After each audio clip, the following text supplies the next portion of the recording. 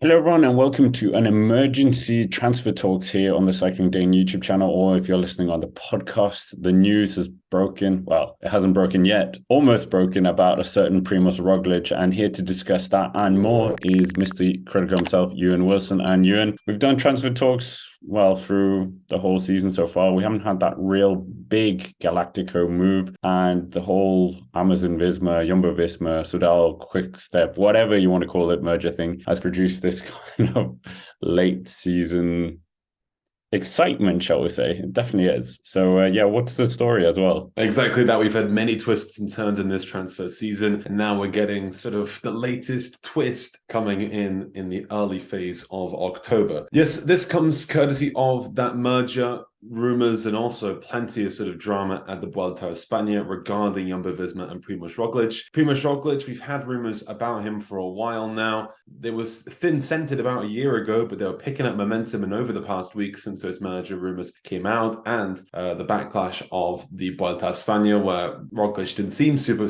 comfortable in that final week, we now have had a real sort of pursuit for Primož Roglič, and Bora Hansgrohe are emerging as the most legitimate pathway. Our expert transfer source, Cito Scarnemiglio over at Gazzetta dello Sport, has said that except for changes in the last hour, Bora Hansgrohe is likely to be Roglic's next team. The announcement will be made later this weekend, we believe, after the Giro di Lombardia, which is Roglic's next goal. Then it will be officially announced. We also heard from Slovenian sources as well, and people on the ground, that Primož Roglič was at the Red Bull Center in Salzburg over in Austria, a training center used by Bora Hansgrohe. There were very subtle sort of links to that on Slovenian cycling Twitter, where people said, look out for Red Bull, look out for Red Bull. What does that mean? Well, it's looking like Bora Hansgrohe will be Roglic's next destination. To add even more context to this deal, apparently it was a deal that he wasn't expecting, which apparently is around about 6 million euro, backed also by a Red Bull. Yes, everyone's favorite Austrian sports drink company. And the contract is expected to be on a 3-year long deal.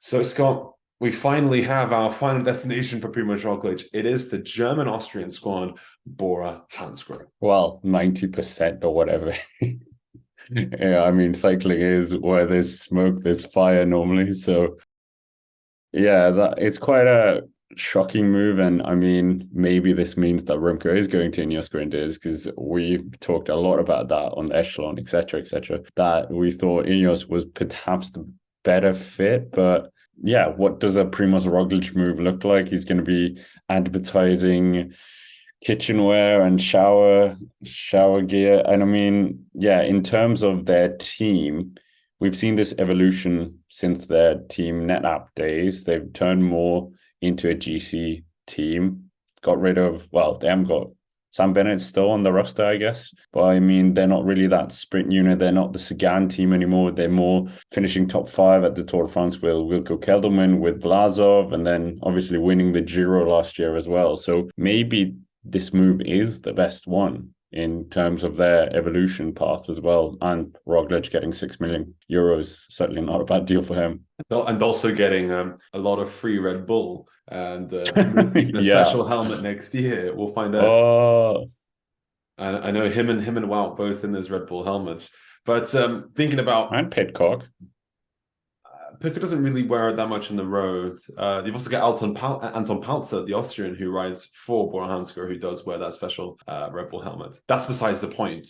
Let's not go into it. Let's not go into an energy drink fueled tangent. Let's talk about Bora Hansgrohe, because I do feel like they are the team with a lot of momentum in the GC field. We talk about these super teams of Jumbo-Visma and UAE and Ineos. Ineos definitely losing momentum in their GC progression. UAE and Jumbo-Visma certainly picking up momentum, or maybe even plateauing. I mean, how much higher can they both possibly go, particularly Jumbo-Visma? For Bora Hansgrohe, they've been making a lot of really interesting signings. Their tactics have been becoming more interesting. They've been consistently getting top 10s at almost every Grand Tour that they touch. They wore the yellow jersey last year at the Tour de France. They won the Giro, as we mentioned. And to be honest, it definitely looks like a team that could really foster Primož Roglič. They have a lot of good stars in Hindley and Vlasov Vlasov and soon to be Daniel Martinez, and they've also got like Kien Uijtdebroeks as well. But they're missing that sort of Galactico, that big, reliable engine that they can sort of back every single day. Because Hindley, yes, he's good, but he doesn't quite have that same track record against the likes of Pogacar and Vingegaard that Roglic does have. Roglic really is an A-list Galactico. Hindley knocking at the doors potentially in the years to come for that status. So for me, to be honest, I think Roglic moving to Bora Hansgrohe is probably the best move out of all of these teams that came forward. Ineos definitely felt like the most natural fit, but I think that's just because we've seen the Roglic type at Ineos on so many different occasions. I think at Bora Hansgrohe, it's certainly going to bring a real good energy to that team, a team that has a lot of really, really good support. They might not be a super team yet. They've been building up to that status over the past couple of years, but next year they are bound to be the next super team of professional cycling. Bora having, obviously we looked at Tour L'avenir for the future stars, and them having Uijtdebroeks on their books is a huge asset for them, and he's going to be learning so much from Roglic potentially as well, riding with him. But yeah, I think, like you said, Dani Martinez is actually quite a crucial signing. He is such a good climbing domestique. Getting him from Ineos Grenadiers is quite a scalp. And on the Ineos move, yeah, maybe we were a bit, not naive, but kind of like thinking more of the Ineos that had a full roster, and then you just put in Roglic. They've lost so many riders in the last few years. So I think it's quite a weakened Ineos Grenadiers team as well. And I think Bora could now be heading for a top 3 on the UCI ranking, or in terms of the super team Galactico battle now with Roglic. In terms of the supporting cast, we can look about that a bit later, like focusing his big ambition being the Tour de France. But in terms of leadership, how is this going to work out? Because they've got Vlasov, they've got Uijtdebroeks, who's up and coming now as well, Jai Hindley, all of them big riders and like established within the team. And how are they going to balance this? Yeah, I think beginning with Hindley, he's a guy who's finished on the podium twice at the Giro. It's natural to send him back to the Giro to focus on that one. He's had great success. They had a really good Tour de France this year, but after a crash, sort of tumbled down the top 10. He's given the Tour de France a good go, and maybe now that he's not the number one leader within the squad, he can start to sort of believe in his chances at the Giro. And I think it could be a Giro route that suits him if we do believe the rumors that are coming out about the parcours. For Sasha Vlasov, I think this does definitely make it a little bit more sort of complicated because Hindley was the number one guy. Vlasov is a guy who you can rely on to get a top 10 in GC at a Grand Tour, but he's never podiumed a Grand Tour.